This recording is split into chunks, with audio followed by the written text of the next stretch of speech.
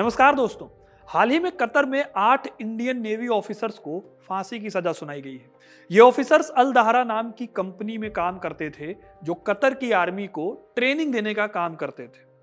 इन सभी पर जासूसी का आरोप पिछले साल लगा था और कहा गया था कि ये इजराइल के लिए जासूसी कर रहे हैं और कतर और इटली के बीच एक सबमरीन की डील की डिटेल्स इन्होंने लीक की है। लेकिन पिछले हफ्ते अचानक एक दिन इनको फांसी की सजा सुना दी गई, जिसकी वजह से हमारे देश में आम लोगों के साथ साथ सरकार भी शॉक्ड थी। हर तरफ से ये मांग उठी कि इनको छुड़ाना चाहिए, सरकार इसमें पहल करे। अब इसमें सरकार क्या कर पाएगी, क्या संभव है और क्या ऐसा कानून है जिसके तहत इनको बचा कर लाया जा सकता है? क्या कोई ऐसी कोर्ट है जहां इनका मुकदमा लड़ा जा सके, और अगर ये वापस आएंगे तो कैसे आ सकेंगे? इन्हीं सवालों का जवाब आज की इस वीडियो में हम आपको देंगे। तो चलिए शुरू करते हैं। तो सबसे पहली बात तो ये है कि ये हमारे देश के आम नागरिक हैं जो कि एक विदेशी कंपनी में नौकरी करने अपनी मर्जी से गए थे, और यही सबसे बड़ी समस्या भी है। अगर हम इंटरनेशनल समझौतों पर नजर डालेंगे और उसके इतिहास पर नजर डालेंगे तो हमें पता चलेगा कि आमतौर पर इस तरह के आरोप एक देश दूसरे देश के डिप्लोमेट पर लगाते हैं।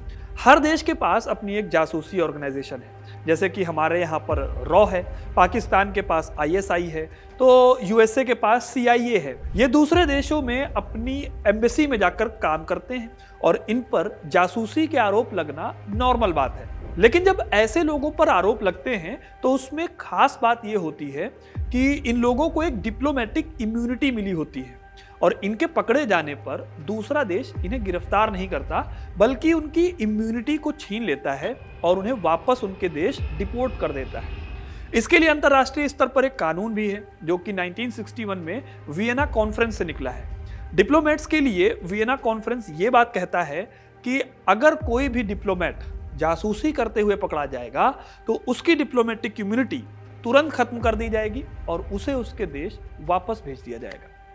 लेकिन डिप्लोमेट से अलग अगर किसी आम आदमी पर इस तरह के आरोप लगते हैं तो वियना कॉन्फ्रेंस का ये जो रूल है ये काम नहीं करता। तो जैसा कि मैंने आपको पहले बताया था कि ये सारे 8 ऑफिसर्स ये ना तो सरकार की नौकरी में हैं, ना ही किसी डिप्लोमेटिक मिशन पर हैं, इसलिए इन पर यह कानून लागू नहीं होगा।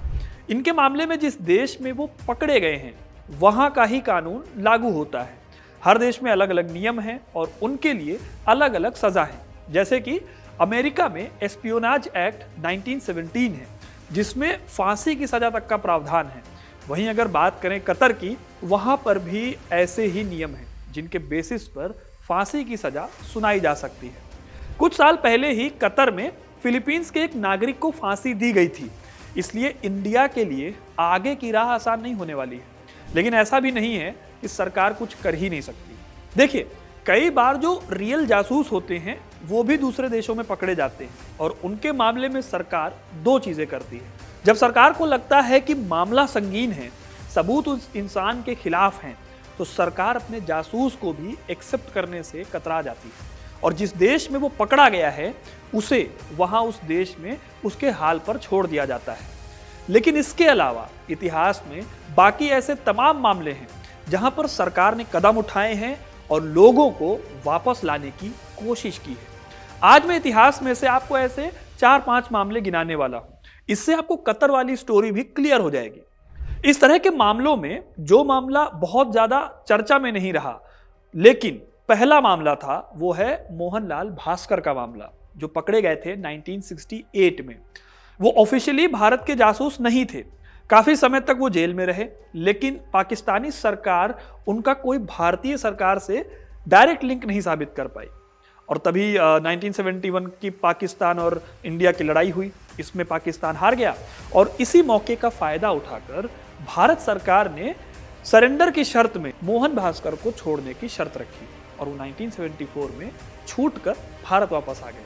लेकिन ये एक स्पेशल मामला था क्योंकि इतिहास ने उनका साथ दिया, युद्ध हुआ, भारत जीता और वो छूट गए। लेकिन ऐसा हमेशा तो होता नहीं है। पूरी दुनिया में इस तरह के और भी कई मामले हुए हैं जहां पर सरकारों ने अपने नागरिकों को छुड़ाने के लिए दूसरे रास्तों का इस्तेमाल किया है। जैसे आपको याद होगा हमारे देश के नागरिक सरबजीत और कुलभूषण का केस। सरबजीत के केस में सरकार ने काफी कोशिशें की, लेकिन कुछ नहीं हो पाया।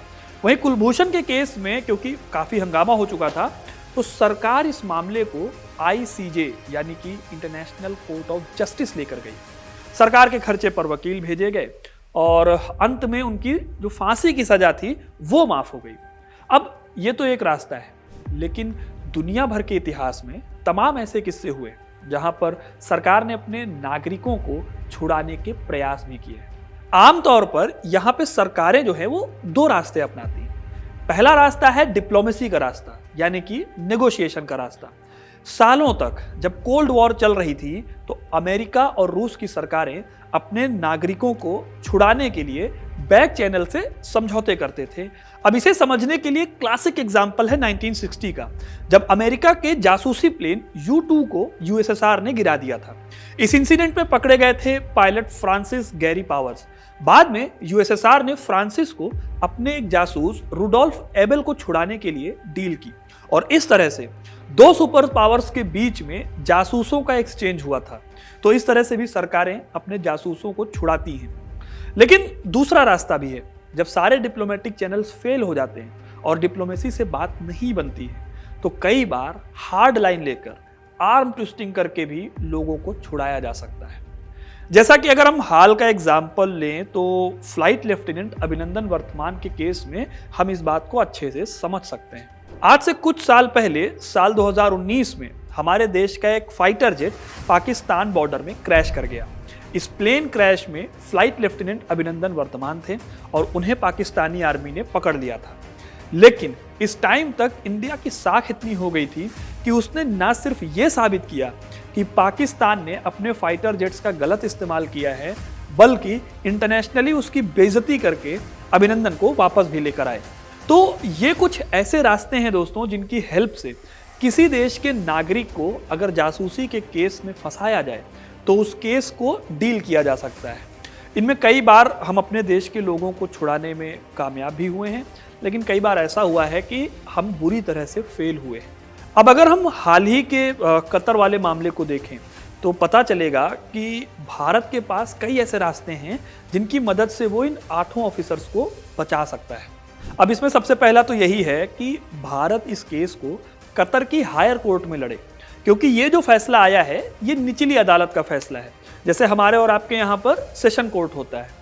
इसके अलावा भारत कुलभूषण जाधव के केस की तरह ही इंटरनेशनल कोर्ट ऑफ जस्टिस में भी जा सकता है और वहां पर भी ये केस लड़ सकता है। एक रास्ता ये भी हो सकता है दोस्तों कि कतर के अमीर साल में 2 बार कैदियों की सजा को माफ करते हैं। इस साल ये तारीख 16 दिसंबर है जिस दिन वो ये काम करेंगे, इसलिए भारत उस जगह से भी उम्मीद लगा सकता है कि अमीर इन 8 लोगों को माफ कर दें। लेकिन अगर इन सब से भी काम ना चले तो भारत एक दूसरे रास्ते को अपना सकता है, जहां पर वो कतर के साथ अपने रिलेशंस को लेकर उस पर दबाव डाल सकता है। देखिए, कतर में भारत के 8 लाख लोग रहते हैं जो उसकी इकोनॉमी को मजबूत बनाने का काम करते हैं। कतर के टोटल गैस प्रोडक्शन का 15% अकेले भारत खरीदता है। इस तरह से भारत कतर पर दबाव डालकर भी अपनी बात मनवा सकता है। इसके लिए भारत ने काम करना भी शुरू कर दिया है। हाल ही में ये न्यूज़ काफ़ी चर्चा में थी कि कतर एयरवेज ने अभी 57,000 करोड़ रुपए की GST इंडियन गवर्नमेंट को पे नहीं की है। तो कुल मिलाकर हम देख सकते हैं कि भारत के पास कई रास्ते हैं जिनसे वो कतर पर दबाव भी बना सकता है और एक नेगोशिएशन करके भी उन्हें वापस ला सकता है। लेकिन इस बीच भारत यही चाहेगा, जैसा कि उसका इतिहास रहा है, कि कोई ऐसा रास्ता निकाला जाए जिससे दोनों देशों के रिश्ते भी खराब ना हो और मामला भी ढंग से सुलझ जाए। बाकी आपको क्या लगता है, कतर में ये जो 8 सैनिक फंसे हुए हैं, इनको निकालने के लिए भारत को किस तरह का रास्ता अख्तियार करना चाहिए? हमें कमेंट करके ज़रूर बताइएगा। वीडियो को लाइक और शेयर करना ना भूलिए और ऐसे इंटरेस्टिंग स्टोरीज के लिए हिस्ट्री कनेक्ट को सब्सक्राइब ज़रूर करें। धन्यवाद।